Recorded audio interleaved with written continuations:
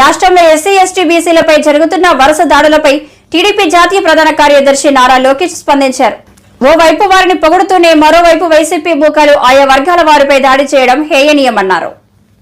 గర్వపడేది చేనేతలు ఆదుకునేదానికి టాటా సంస్థతో ఒప్పందం కుదిరించుకుని వాళ్ళ కోసం ఒక వీవర్శాల మంగళగిరిలో కట్టించి మళ్ళీ పూర్వ వైభవం తీసుకురావాలి.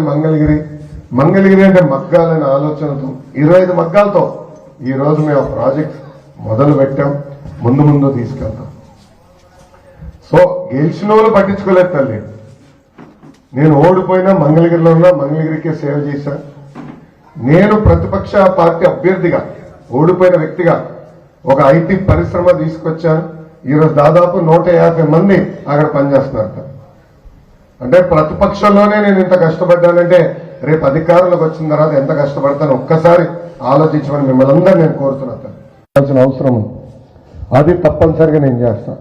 రెండోది మీటింగ్ అందరూ ఒకటే కంప్లైంట్ చేస్తున్నారు.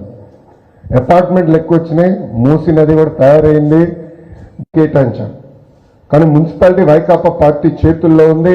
ఆ ప్రాజెక్ట్ ముందలకెళ్ళా తీసుకుంటామని ఈ సభాముఖంగా నేను మీ అందరికీ హామీ ఇస్తున్నాను. అక్కడ దాదాపు 45 సంవత్సరాలుగా జేసీ కుటుంబం ఇది చాలా అండ్ ఇంకా మన నియోజకవర్గంలో స్వర్ణకారులు ఎక్కువ. దాదాపు ఇక్కడ చాలా మంది దేశానికి గోల్డ్ క్లస్టర్ గా మంగళగిరిని కేర్ ఆఫ్ అడ్రస్ చేయాలి.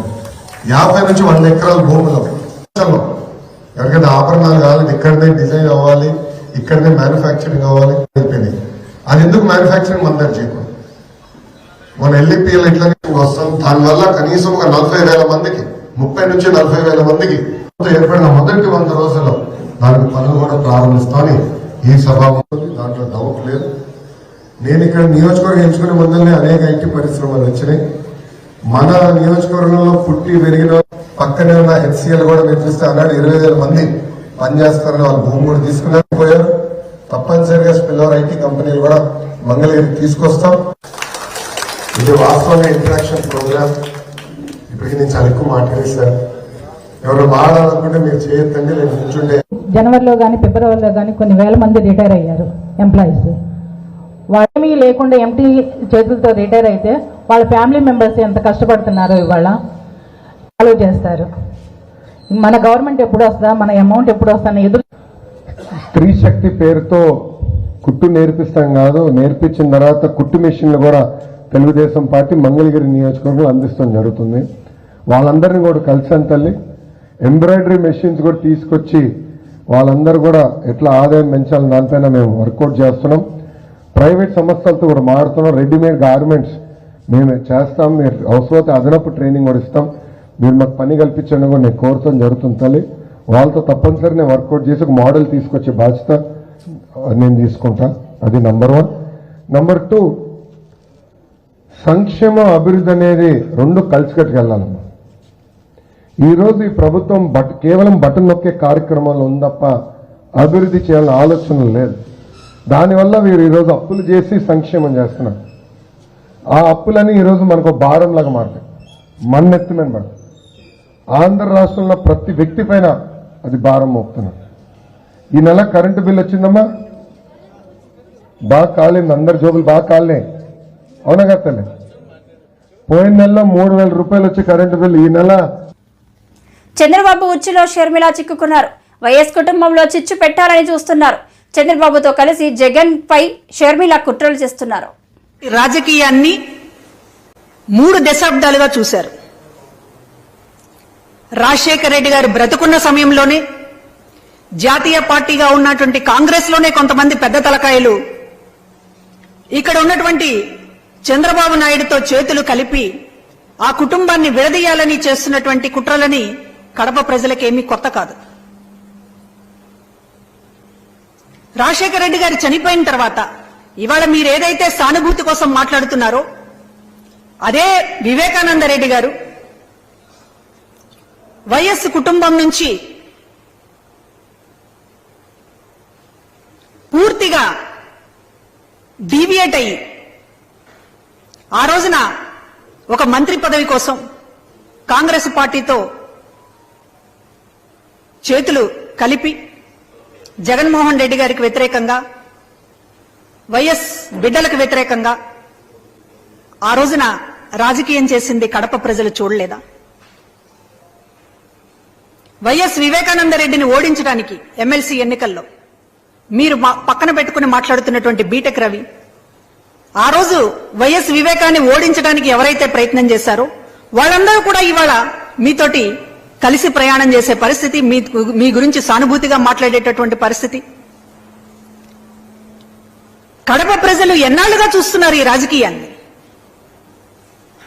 నిటారుగా నిలబడుతున్నటువంటి నాయకత్వాన్ని వెన్ను విరగగొట్టాలని అటు వైఎస్ మీద ప్రయత్నం చేశారు, ఇటు వైఎస్ కొడుకు జగన్మోహన్ రెడ్డి గారి మీద ప్రయత్నం చేస్తున్నారు.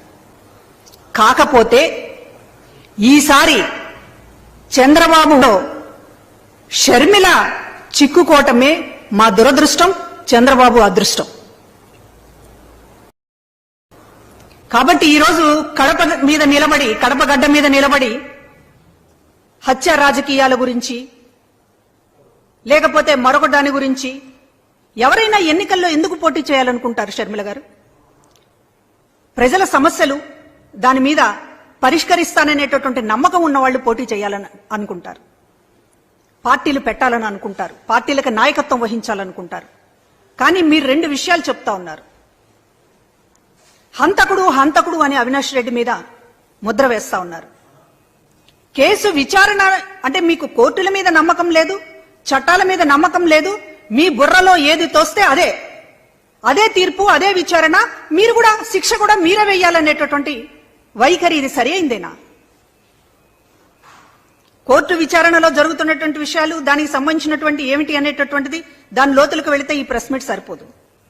కానీ విచారణ పరిధిలో ఉన్నటువంటి ఒక అంశాన్ని తీసుకొచ్చి ఎన్నికల అంశంలో మార్చడంలో మీ రాజకీయం ఏమిటి? ఆ రోజున జగన్మోహన్ రెడ్డి గారికి వ్యతిరేకంగా, విజయమ్మ గారికి వ్యతిరేకంగా వైఎస్ వివేకాన్ని నిలపడంలో ఈ కూతురు సునీత, ఆ కుటుంబము ఆ రోజున ప్రోత్సహించింది నిజం కాదా? ఈ రోజున మీ స్వార్థ కారణాలతోటి మీరందరూ కూడా ఏకమయ్యి ఇవాళ ఒక స్క్రిప్ట్ ప్రకారం చంద్రబాబు లేకపోతే మరొకళ్ళో ఈ మాటలు మాట్లాడితే ప్రజలు ఉమ్మేస్తారు గనక మిమ్మల్ని పావులుగా మార్చుకుని ఈ రోజున ఇట్లాంటి మాటలు మాట్లాడించడం అనేటటువంటిది, మీరు పావులుగా మారడం అనేటటువంటి దురదృష్టకరం. పెన్షన్ల విషయంలో తప్పుడు ప్రచారం చేస్తూ చంద్రబాబు అని ఆయన్నే నిందిస్తూ తప్పుడు ప్రచారం చేస్తున్నారు. ఆయన పేరు రోజు మొత్తం జపం చేస్తారు, అదే ఆయనకు ఆయుష్ పెంచుతుంది. మురి తారక రామారావు గారు తీసుకొచ్చారు. అదే కాకుండా పేద ప్రజలకు చాలా పథకాలు తీసుకొచ్చారు. అట్లానే ఆయన అడుగుజాడలో మన నాయకుడు చంద్రబాబు నాయుడు గారు కూడా ఆ అడుగుజాడలోనే ఆయన కూడా ఈ తెలుగుదేశం పార్టీని ముందుకు తీసుకెళ్తున్నారు. అట్లానే మీ అందరికీ తెలుసు, ఈ వైసీపీ ప్రభుత్వం వచ్చిన తర్వాత ఒక్క వర్గాన్ని వదలటలేదు. స్త్రీ అని కూడా చూడకుండా చాలా అరాచకాలు చేస్తున్నారు వాళ్ళు. నంద్యాల్ అంటే నాకు గుర్తుకొచ్చేది షేక్ అబ్దుల్ సలాం. ఈ ప్రభుత్వం చేసిన అరాచకాలు భరించలేక రేపు కూడా ఆయన కుటుంబానికి ఏమవుతుంది, వాళ్ళ ఇంట్లో బిడ్డలు భార్యకని ఆ భయంతో ఆయన భార్య పిల్లలతో సహా ఆయన ఆత్మహత్య చేసుకున్నారు. అట్లాని మీ అందరికీ తెలుసు మిస్బా కేసు. ఏంటంటే ఆ పిల్ల చేసిన తప్పు, 10వ క్లాస్ చదువుతాంది ఆ పిల్ల. ఆ పిల్లని చెండుకు తిని ఆ అమ్మాయి అవి భరించలేక ఆ చిన్న పిల్ల కూడా ఆత్మహత్య చేసుకోవాల్సి వస్తాను. ఇవన్నీ చూస్తే మీకే తెలుసు, ఒక టీడీపీ కార్యకర్తనే కాదు, నాయకుడినే కాదు, పేద ప్రజల్ని కూడా వాళ్ళు హింసిస్తున్నారు, వాళ్ళని కూడా వాళ్ళు వదలటలేదు. అది ఈ వైసీపీ ప్రభుత్వం చేసే ఘనకార్యం. అట్లానే ఈ ప్రభుత్వం చెప్పారు, మీకు మాట ఇచ్చారు, మర్చిపోబాకండి, మాట ఇచ్చారు. అదే చంద్రబాబు నాయుడు గారు ఒక్క మాట ఇస్తే ఆయన తప్పకుండా అది నిర్వహిస్తారు. మీ అందరికీ తెలుసు, నాకంటే కూడా ఎక్కువగా. ఈ వైసీపీ ప్రభుత్వం ఏమని హామీ ఇచ్చిందండి మీకు? స్త్రీలకి 45 సంవత్సరాలు వచ్చిన తర్వాత వాళ్ళకి పెన్షన్ ఇస్తామన్నారు. తర్వాత సబ్ ప్లాన్లో దుల్హన్ పథకాల నుంచి 1,00,000 రూపాయలు ఇస్తామని అన్నారు. కానీ ఇప్పుడు అవన్నీ చేయకుండా అవన్నీ ఆపేశారు. ఇంకా అయ్యే కాదు, అట్లానే నూనెపల్లెలో 21 వార్డులో రైల్వే గేట్ పడుతోంది. అది చంద్రబాబు నాయుడు గారి హయాంలో ఆ ప్రాజెక్ట్ స్టార్ట్ చేయాల్సింది. కానీ అదేమైందంటే ఆ రైల్వే గేట్ అండర్ పాస్ అనేది నిర్మించాలి. అట్లాంటిది ప్రభుత్వం అది చేస్తానని, కంప్లీట్ చేస్తామని మీకు హామీ ఇచ్చి అది కూడా నిలిపివేశారు. అట్లానే శ్రీశైలం ప్రాజెక్ట్ తెలుగుదేశం ప్రభుత్వం ఉన్నప్పుడు 80 టీఎంసీ నీరు వదిలేవారు రాయలసీమకి. అట్లాంటిది ఈ ప్రభుత్వం వచ్చి నీరు లేదని ఆ నీళ్లు కూడా మీకు అందించట్లేదు. ఇంకా భూ కబ్జాకు వస్తే 80% వాక్ బోర్డ్ భూములన్నీ వీళ్ళు ఆక్రమించుకున్నారు. వాక్ బోర్డ్ కింద ఉండే 30,000 ఎకరాలు. రాష్ట్ర ప్రజలందరూ మార్పును ఆకాంక్షిస్తున్నారని, మే 11న జరిగే ఎన్నికలతో ఆ మార్పు వస్తుందని రాష్ట్ర బీజేపీ అధ్యక్షురాలు దగ్గుపాటి పురంధేశ్వరి పేర్కొన్నారు. ఎన్డీఏ కూటమి అభ్యర్థులందరికీ ప్రజలు ఓటు వేసి గెలిపించాలన్నారు. ఇక్కడ అభివృద్ధి చేయలేకపోయారు. కానీ అలివిగాని వాగ్దానాలు చేసే దిశగా కాకుండా ఖచ్చితంగా రాజమండ్రి పార్లమెంట్ నియోజకవర్గ అభివృద్ధికి నేను కట్టుబడి ఉన్నాను. ఇక్కడ ప్రజల ఇబ్బందులు ఏవైతే ఎదుర్కొంటున్నారో వాటి పరిష్కారానికి నేను కృతనిశ్చయంతో నేను పనిచేస్తాను. అందరికీ అందుబాటులో ఉంటూ వారి సమస్యల్ని పరిష్కరించే దిశగా నేను అడుగులు వేస్తాను అని చెప్పి మాత్రమే మీ ద్వారా నేను ప్రజలందరికీ కూడా తెలియజేసుకుంటున్నటువంటి విషయం. నాకు తోడుగా ఇక్కడ ఉన్నటువంటి కూటమి అభ్యర్థులు ఎవరైతే ఎమ్మెల్యే అభ్యర్థులు ఉన్నారో, అటు జనసేన అభ్యర్థులు కావచ్చు, అదేవిధంగా 2 జనసేన అభ్యర్థులు ఉన్నారు, మరి ఒకరు బీజేపీ తరఫున ఉన్నారు, అదేవిధంగా తెలుగుదేశం అభ్యర్థులు కూడా ఉన్నారు.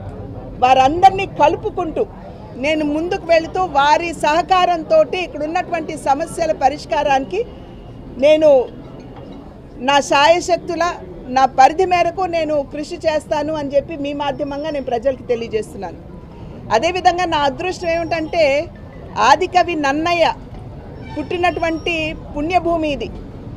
అదేవిధంగా కందుకూరి వీరేశం పంతులు గారు, అదేవిధంగా మరి ప్రకాశం పంతులు గారు, వీరందరూ కూడా నడయాడినటువంటి పుణ్యభూమి ఇది. మా తండ్రి గారిని మరింతగా అభిమానించేటువంటి భూమి ఇది. ఇక్కడికి వచ్చినటువంటి వారిని అందరినీ కూడా హక్కున చేర్చుకుని ఆదరించేటువంటి భావన ఇక్కడ ఉన్నటువంటి ప్రజల మనసుల్లో ఏ విధంగా ఇక్కడ గలగలా గోదావరి పక్కన పారుతూ ఉంటుందో అటువంటి నిశ్చలమైనటువంటి మనస్సుతో వచ్చిన వారందరినీ కూడా ఆదరించేటువంటి మంచి మనసు కలిగినటువంటి ప్రజలు ఉన్నటువంటి నియోజకవర్గం ఇది. మరి ఆ అయోధ్య రాముని అనుగ్రహంతో మా తండ్రి గారు, మీ అన్నగారు అయినటువంటి నందమూరి తారక రామారావు గారి ఆశీర్వాదంతో నేను మీ ముందుకి రాజమండ్రి నియోజకవర్గ పార్లమెంట్ నియోజకవర్గ అభ్యర్థిగా మీ ముందు నిలబడినటువంటి సందర్భంలో ఖచ్చితంగా అన్న బిడ్డగా ఇక్కడున్నటువంటి ప్రజలు నన్ను ఆదరిస్తారు, ఆశీర్వదిస్తారు అనేటువంటి నమ్మకం మాత్రమే కాకుండా ఇది నా అదృష్టంగా నేను భావిస్తున్నానని చెప్పి మీ మాధ్యమంగా ఇక్కడ ప్రజలందరికీ కూడా నేను తెలియజేసుకుంటున్నాను. రాజమండ్రి అసలు డెవలప్ అవ్వలేదు అంటున్నారు. గడిచిన 5 సంవత్సరాల్లో 70 సంవత్సరాల్లో ఎంత డెవలప్ జరిగిందో గడిచిన 5 సంవత్సరాలు రాజమండ్రి అంత మారిపోయింది. ఏ రకంగా డెవలప్మెంట్? ప్రజల్ని కడుక్కొడితే తెలుస్తుందండి. మంచినీరు లేదు, త్రాగడానికి మంచినీరు లేదు. ఇందాక చెప్పాను కదా, ఇళ్ల నిర్మాణం ఏ రకంగా మందకొడిగా ఉందో మీ అందరికీ తెలుసు. ఇక్కడ అనుకున్నటువంటి రీతిలో ప్రజలకు మేము ఇళ్లు కట్టిస్తాము. కేంద్ర ప్రభుత్వం 22 లక్షల ఇళ్లు రాష్ట్రానికి ఇస్తే ఆ 22 లక్షల ఇళ్లలో కేవలం 3.5 లక్షల ఇళ్ళు మాత్రమే నిర్మాణం జరిగింది రాష్ట్ర వ్యాప్తంగా. మరి ఇక్కడ జిల్లాలో ఉన్నటువంటి పేదలకి న్యాయం జరగలేదు అనేటువంటి విషయం మీకు తెలుసు. ఇందాక అన్నాను కదండి, మడభూముల పరిస్థితి ఏమిటి, మరి ఇక్కడ ఉన్నటువంటి చిత్తడి నేల మీరు చూపించి ఇక్కడ మేము ఇళ్ళు నిర్మాణం చేస్తామని చెప్పడం ఏంటి? అదేవిధంగా మరి కూటమి గెలవబోతుంది, వైసీపీని తుంగలో తొక్కబోతున్నాం. మంత్రి దాడిశెట్టి రాజావి హత్య రాజకీయాలు. కాకినాడ ఎంపీ అభ్యర్థి ఉదయ్ శ్రీనివాస్ ని బీజేపీ టీడీపీ శ్రేణుల సహకారంతో భారీ మెజారిటీతో గెలిపిద్దాం. ఇచ్చే పథకాలు ఏమీ లేవు, ఇస్తున్నట్టు పబ్లిసిటీ.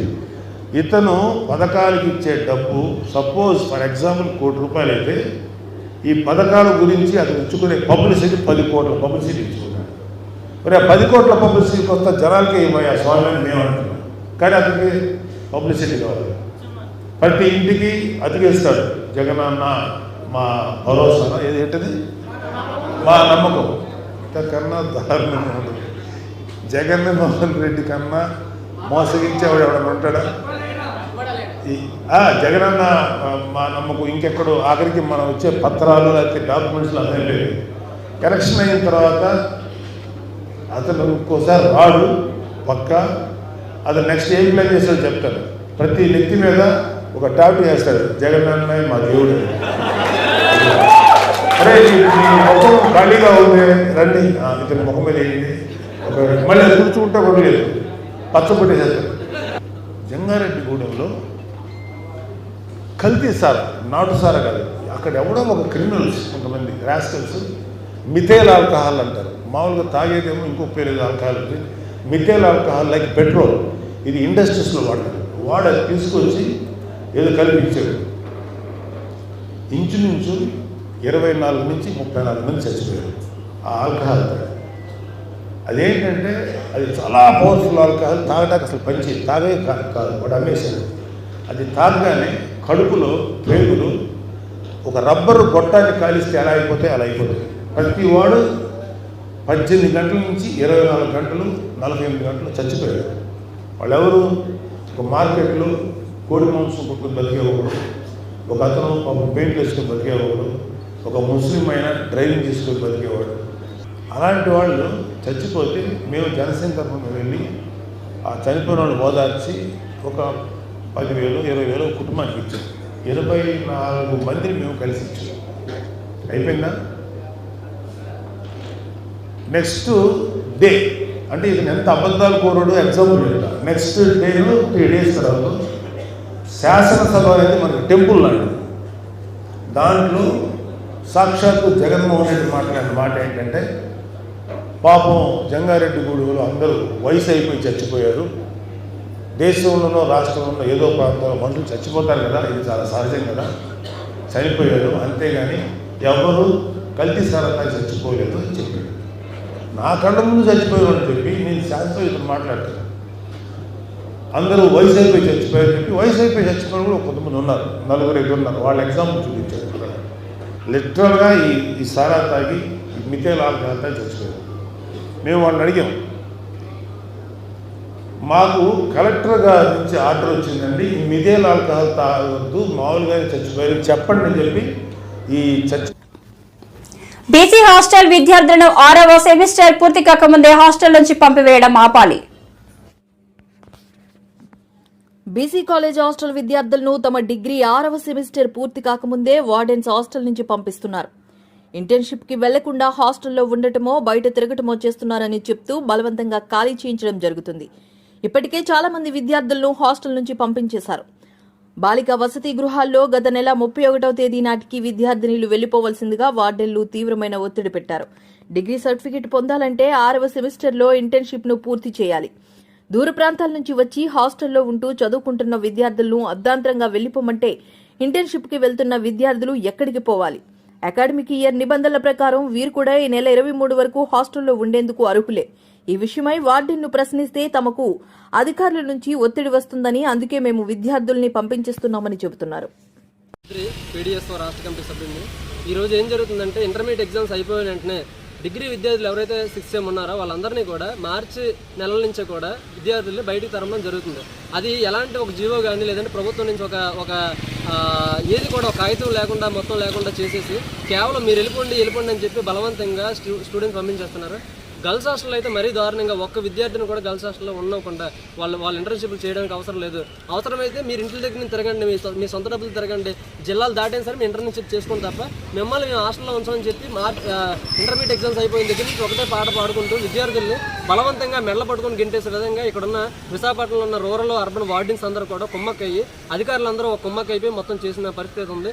ఈ రోజు కూడా మనం ఇక్కడికి వచ్చి ఈ బీసీ వెల్ఫేర్ ఆఫీస్లో మనం లెటర్ ఇచ్చినా సరే దానికి ఒక అక్నాలజ్మెంట్ కూడా ఇవ్వకుండా ఈరోజు అధికారులు అనేది మాతో స్పందించడం, మాకు అంటూ ఒక సరైన మాకు ఆన్సర్ అవ్వకుండా మీరు లెటర్ తీసారండి ఇస్తే ఉంచుతామని చెప్పి దయాదాక్షణ్యాల మీద మాకేదో విద్యార్థులు దయాదాక్షణ్యం చూపిస్తున్నట్టు మాట్లాడుతున్నారు. కానీ ఈ పిల్లలందరికీ కూడా బిల్లులు అర్హత, వీళ్ళందరికీ బిల్లులు పడుతున్నాయి.